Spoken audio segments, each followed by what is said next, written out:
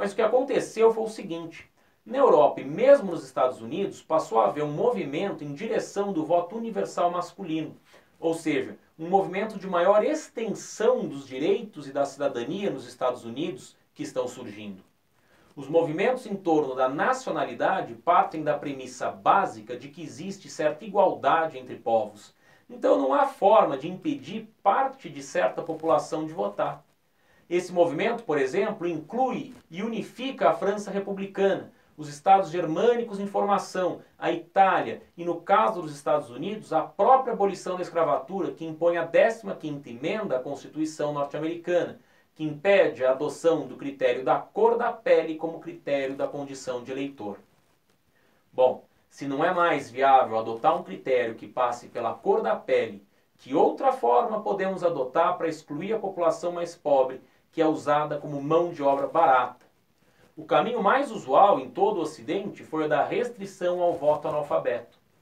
Mas isso trouxe ampliação dos votantes na Europa e fez pouca diferença nos Estados Unidos. Nas democracias ocidentais, falamos agora de 30% da população votante, o que significa quase todos os homens. Porém, se analisarmos a conjuntura interna no Brasil, temos detalhes bastante interessantes. Justamente nesse momento, o Brasil inicia um processo que vai levar à proclamação da República. E existe uma pressão significativa sobre Dom Pedro II e também sobre o chamado imperialismo. A reação de Dom Pedro foi a de sempre.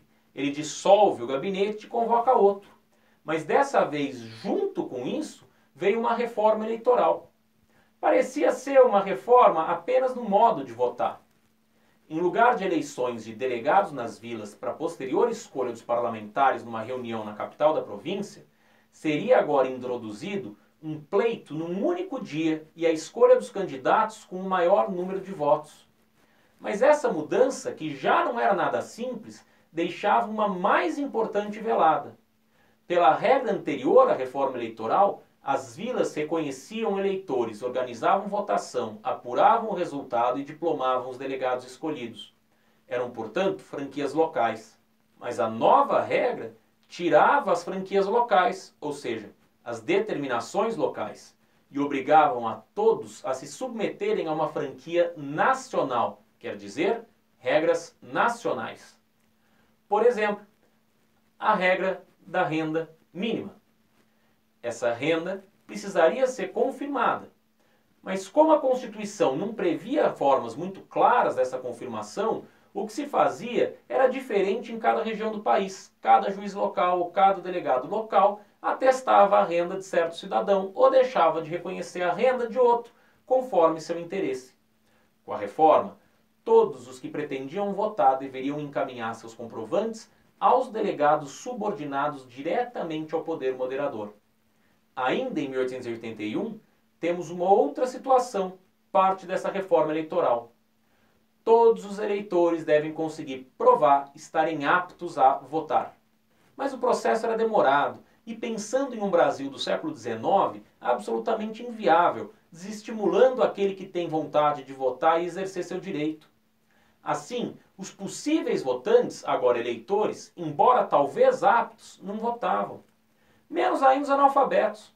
Para esse, o processo era um martírio, já que a lei determinava que era preciso requerer por escrito o direito ao voto, de próprio punho ou por meio de procuração.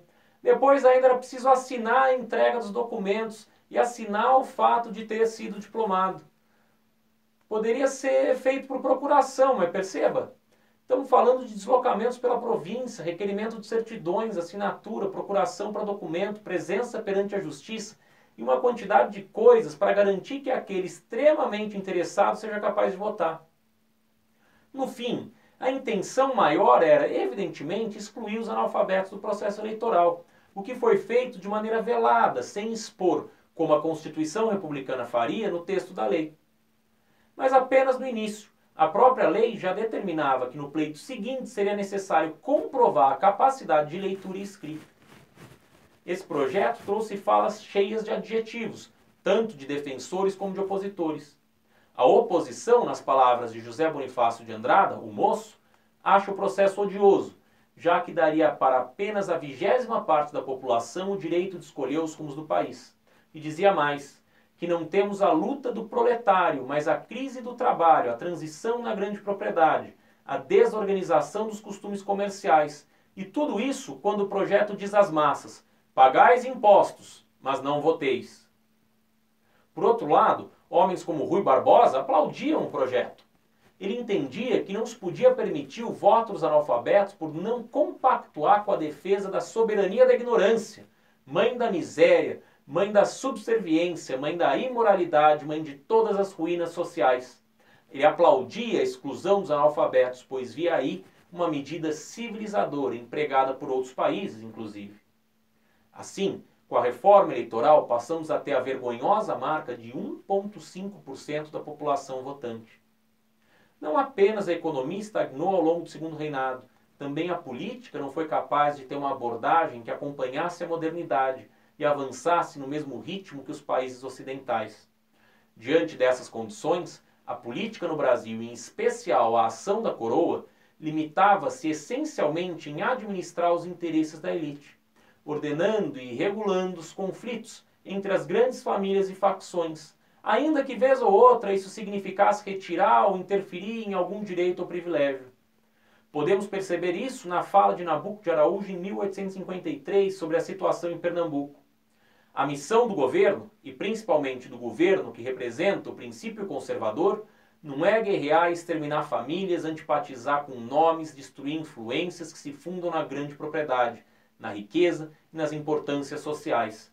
A missão do governo conservador deve ser aproveitar essas influências no interesse público, identificá-las com a monarquia e com as instituições, dando-lhes prova de confiança para que possa dominá-las, dirigi-las e neutralizar suas exagerações. A monarquia se transformou na ponte de ouro, como ficou conhecido esse discurso, que unia os grupos dirigentes centrais aos grupos dominantes locais, em nome da ordem e do progresso. Ainda que houvesse uma esfera de poder um pouco mais alargada pela introdução do aparato parlamentar, o que fazia reverberar na Câmara os interesses da elite, que ainda por cima eram livremente debatidos e ventilados por uma imprensa incrivelmente livre, o imperador não deixava de ser o centro da política e das atenções, que regulamentava a ação dos partidos, tal como um rei absolutista, acima do bem e do mal, ainda que sem sustentação. Mas isso já é tema da próxima aula. Até mais.